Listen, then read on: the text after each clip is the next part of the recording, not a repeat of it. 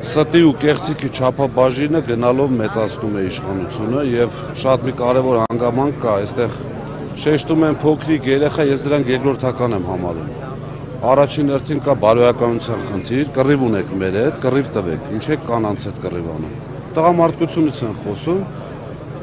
մեր ուժեղ թիմի տղամարդկանց հետ դու կռիվ անեն։ Մեկ, երկրորդը որևէ հանցակազմ չպարունակող արարք չի թույլ տվել։ Ոչ Գոհարը Ղումաշյան, ոչ Վերջինը, որևէ։ Ընդամենը իմ անձնական կարծիքով դատարանը չէր կարող որևիցե բան այսպես ուղղակի բաց թողել, ընտրեցին այդ տարբերակը։ Եվ նաև հարգելի լրագրողներ, ձեր այսպես լումանել է այդտեղ շատ մեծ, որովհետև այդ բարձրացված աղմուկից իրենք շատ լավ հասկանում են ինչ է իրենց դեմ, ինչ է իրենց օգուտ։ Շատ լավ հասկացան, որ իրենց դեմ է սա լինելու, կանանց կալանավորելը, անգամ տնային կալանքում պահել, այդ իսկ պատճառով իրենք շահերի մեջ են գործում։ Այնպես որ իմ կարծիքով Զանգովի արտարադատությունը դեռևս գործում է։ Այսօրվա դատակարգից ինչ սպասելիքներ եք բանվասում։ Միանշանակ,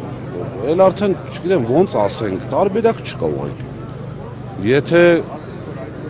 իմ ինֆորմացիայով նախորդ կալանքի միջնորդության ժամանակ փախուստը որպես հիմք դուրս է եկել, չի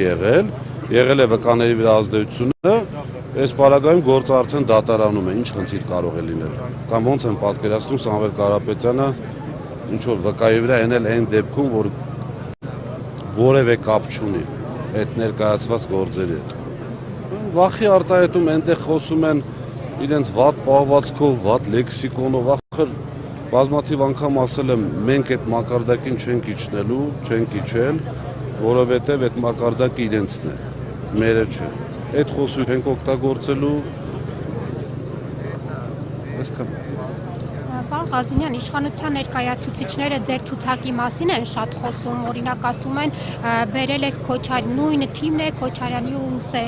Ռոբերտ Քոչարյանի ու Սերժ Սարգսյանի թիմն է, բերել են ոչ մի փոփոխություն չի լինելու եւ այլն, ինչ կասեք այս մեղադրանքին։